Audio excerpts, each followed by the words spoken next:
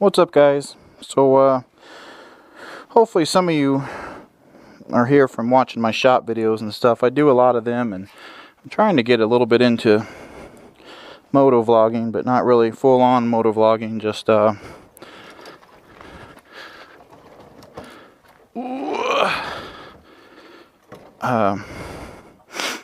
just commentary, you know, a little bit to be able to talk while I ride and that kind of thing. So, but yeah, I just recently got me a microphone and shit, and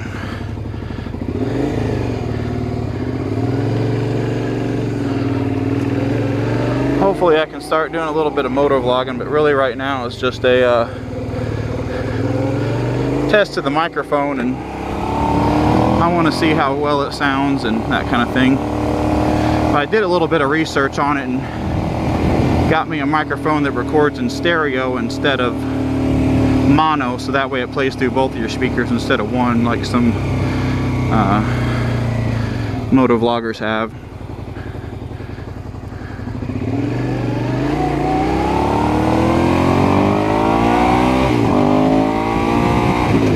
So hopefully this will sound pretty good without wind noise. It does have a little foam thing on there to hopefully block out some wind. It does want to fall off a whole lot every time I take my helmet off. I've got to put it back on, even though the mic's quite out of the way, but somehow I'm hitting it. But anyway, hopefully we can get some decent audio here, and I'll be able to at least commentate. You know, I don't want to go full-on moto vlog and that kind of thing, and I'm going to go around all this traffic though. But I just want to be able to, you know, comment on things while I'm, you know, filming and stuff. I just don't want to have it just straight bike noise, because a lot of people won't watch your videos of you just riding around, you know, if there's not really any audio and that kind of thing. So I want to at least have a little bit of entertainment for it. That way it's not just me riding around shifting into neutral and stuff. So at least now when I shift into neutral, you're gonna hear me say, oh shit, neutral. So hopefully that'll be kind of entertaining, you know. I mean, I know there's a lot of motor vloggers out there, and it's really not something that we need a lot of, but I just want to expand on my channel a little bit, because I used to do a little bit of tech video. I mean, I never do too many, but the ones I did do were pretty popular. 140,000 views or so for one of them in particular, the best one probably. And I've done a few small gaming videos, nothing too popular. And mostly I've done a lot of shop videos. You know, I started out working on some lawn tractors, and that was kind of popular with some people. And then I got into, I think I built a go-kart after that, and it was kind of popular, you know, a series of videos and that kind of thing. And after that I got into a mini bike. I went and bought a frame from a scrap yard and built it up and made a pretty nice mini bike, and I ended up selling it for $300, sold the go-kart I built for $500.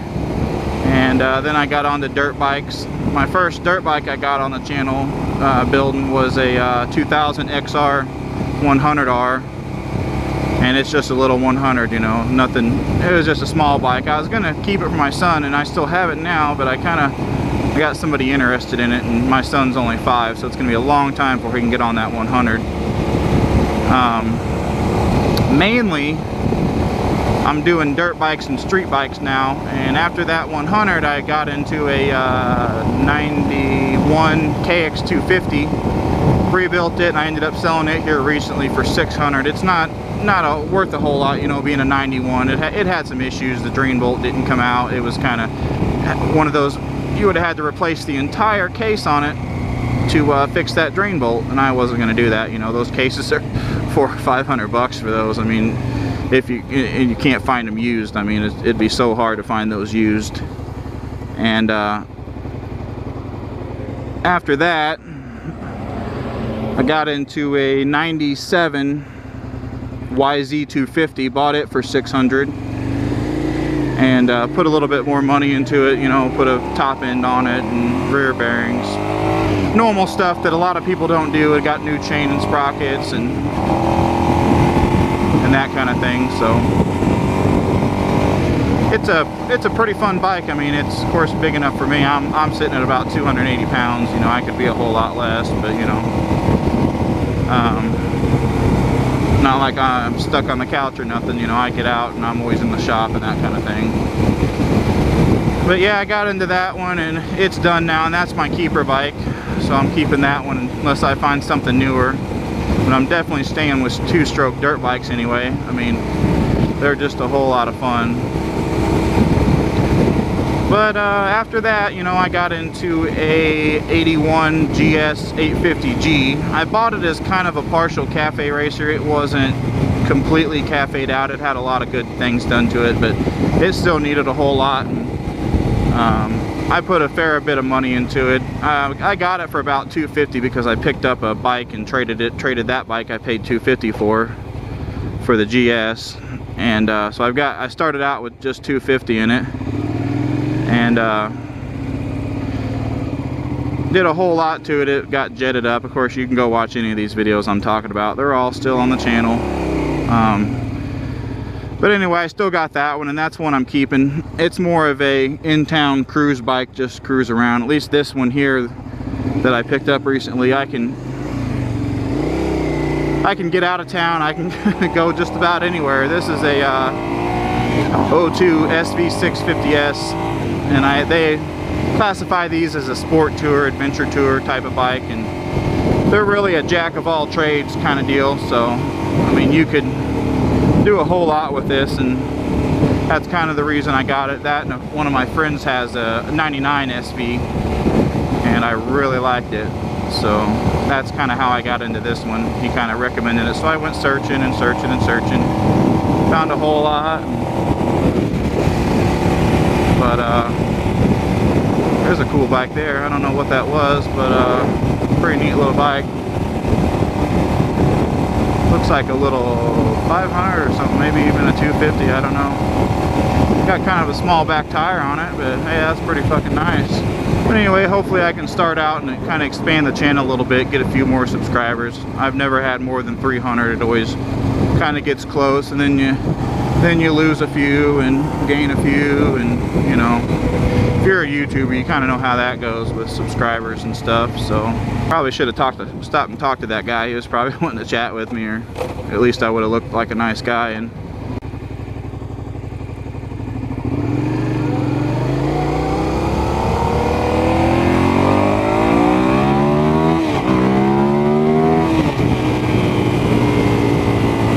does a whole lot better at those tank risers I just put in, and it seems like it's getting all the air it needs now, and it would hit not really a flat spot, but I'd say as close to a flat spot as you could be when you'd get to a high RPM. It just seemed like it needed a little bit more, so we put 3/4 inch tank risers on here, and that's just cut out of some conduit. That's what most people do, is just cut them right out of some conduit and stick them in there. They're pretty simple, and we painted them black, and actually my buddy put his on his SV too, so, and he said it seemed to help quite a bit.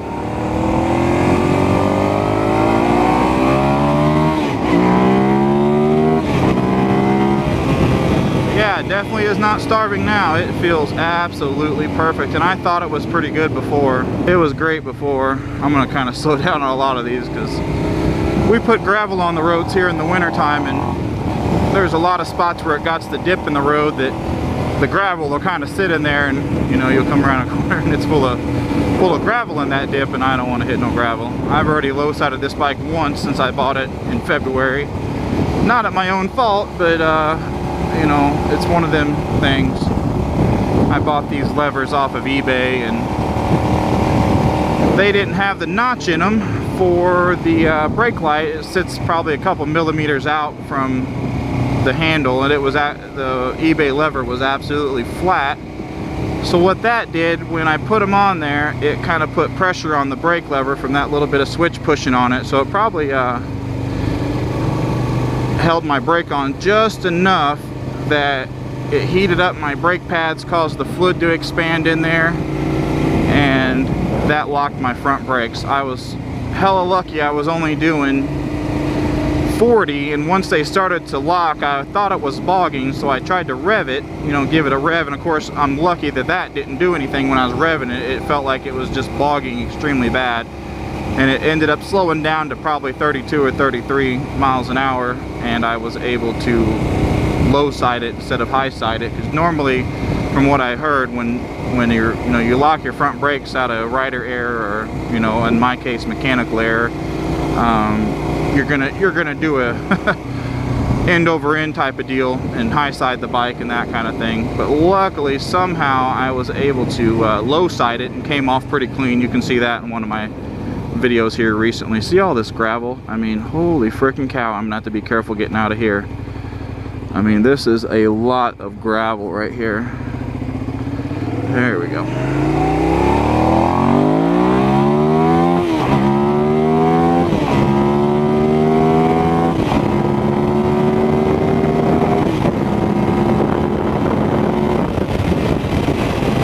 Oh yeah, so much better. I absolutely love it. Absolutely love it. But anyway, back to my story. I was picking my bike up off the road and everything. I knew something locked up, so I immediately knew the front tire locked, but had to end up letting some brake fluid out of the front tire to be able to load it up in my truck. I had my wife bring my truck out, and luckily I wasn't out of town or nothing, so it was an easy recovery mission. But anyway, I got it home, and I still couldn't figure out what the problem was. I thought my calipers and stuff needed rebuilt, and they did. I mean, they were dirty inside and had gunk in them. Not just the fluid was dirty. There was actually gunk built up in the corners of the calipers, and the master cylinder piston was pretty darn bad. And it had some gunk in it. So I completely rebuilt those at the cost of about $80 or so. I think it was 30 a piece for the front and probably 25 or 30 for the master cylinder. I forget exactly. But yeah, I rebuilt the calipers on it and the master cylinder, and put my levers back on, because I was like, there's nothing wrong with these levers. Nothing at all. But we ended up taking a trip the next day, and I just got out of town, and it started seizing up again. Of course, I knew what it was doing this time. I mean, if you watch my video, I only had a few seconds of it bogging like that before I should have pulled over, and I was just about to pull over in that video, and it ended up low siding. But anyway, it did it again on that ride, so I immediately knew something was wrong. So I took the OEM lever and the stock lever and was absolutely putting a fine comb to them, and me and my friend figured out that it does not have that notch that you need for that. So we ended up cutting it in there, and we cut it in there, and it's perfect now. So I don't have a bit of problem.